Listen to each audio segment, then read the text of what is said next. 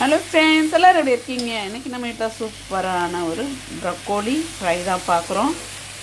இதுக்கு கடாயை வச்சுட்டு கடாய் காஞ்ச உடனே எண்ணெயை ஊற்றிட்டு கொஞ்சமாக சீரகம் போட்டு தாளிச்சிட்டு ஒரு 50 கிராம் அளவுக்கு பூண்டு நல்லா சாப் பண்ணி எடுத்து முதல்ல அதை ஃப்ரை பண்ணிடணும். அதுக்கப்புறம் வெங்காயம் ஒரு 4 வெங்காயம் போட்டிருக்கேன்.